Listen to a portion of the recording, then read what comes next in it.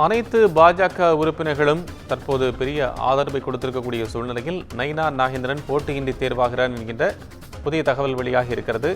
இன்னும் சட்ட நேரத்தில் செய்தியாளர் சந்திப்பு நிகழ இருக்கிறது. அதே சமயத்தில் நயினா நாகேந்திரன் போட்டியின்றி தேர்வானதான அறிவிப்பு அதிகாரப்பூர்வமாக வெளியாகும் என்றும் எதிர்பார்க்கப்படுகிறது. சற்று முன்னதாக விருப்ப மனுவை வழங்கியிருந்தார்.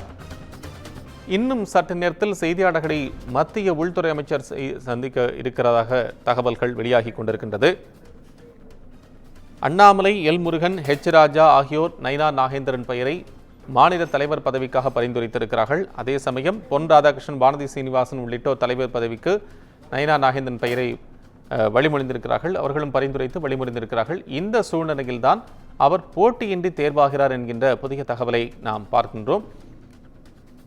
போட்டியின்றி தேர்வாக தொடர்பான அதிகாரப்பூர்வ அறிவிப்பு இன்னும் சற்று நேரத்தில் வெளியாகும் என்று எதிர்பார்க்கப்படுகிறது. இதையடுத்து வர இருக்கக்கூடிய 2026 சட்டமன்ற தேர்தலை எதிர்நோக்கி இருக்கக்கூடிய பாஜக கூட்டணிக்காக இருக்கக்கூடிய நிலையத்தில் கூட்டணி தொடர்பான பேச்சுவார்த்தை மற்றும் தமிழகத்தில் பாஜகவுடைய வளர்ச்சியை முன்னெடுத்துச் செல்வது உள்ளிட்ட பல்வேறு பணிகளை தலைவர் பொறுப்பில் இருப்பவர்கள் பார்த்தாக வேண்டும் என்று சொல்லப்படுகிறது. இது அவர்களுடைய கடமையாக இருக்கக்கூடிய நிலையில் விருப்ப மனு நயினாருக்கு மட்டுமே அனுமதிக்கு வழங்கப்பட்டிருப்பதாகவும் தகவல் வெளியாகி இருக்கிறது.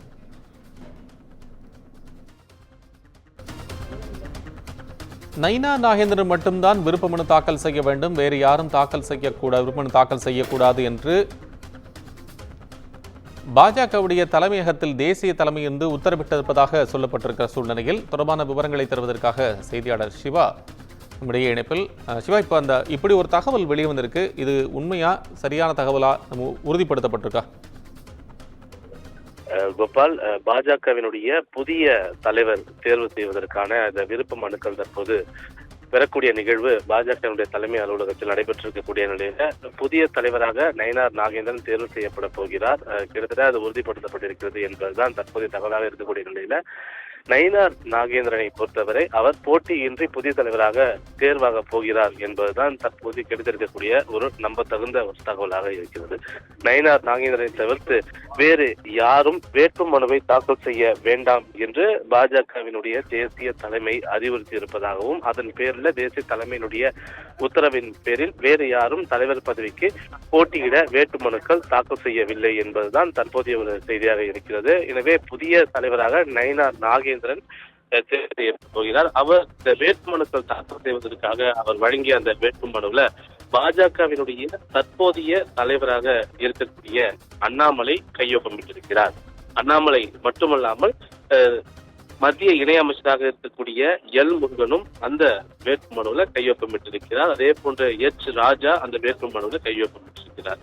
தொடர்ந்து பாஜக புதிய தலைமையாக நயினா நாகேந்திரன் தேர்வு செய்யப்படக்கூடிய நிலையில அவருடைய தலைமையில் தான் அடுத்த சில ஆண்டுகள் தமிழக பாஜக இயங்கும் என்றும் எதிர்வரக்கூடிய 2026 சட்டமன்ற தேர்தலில் கூட்டணி தொடர்பான முடிவுகளெல்லாம் நயினா நாகேந்திரன் தரப்பிலிருந்து எதிர்க்கப்படும் என்ற போன்ற தகவல் எல்லாம் கிடைக்கப்பட்டிருக்கின்றன. எனவே இந்த போட்டியில் வேறு யாரும் இல்லை, இந்த ரேஸில் வேறு யாரும் இல்லாமல் நயினா நாகேந்திரன் மட்டுமே போட்டியின்றி தலைவராக தேர்வு செய்யப்பட போகிறார் என்றும் வேறு எவரையும் வேட்புமனுக்கள் இந்த விருப்ப மனுக்கள் வழங்க வேண்டாம் என்ற ஒரு அறிவுரையும் பாஜக தேசிய தலைமையிடமிருந்து வழங்கப்பட்டிருப்பதாக தகவல்கள் வெளியாகி இருக்கின்றன. கோபால்,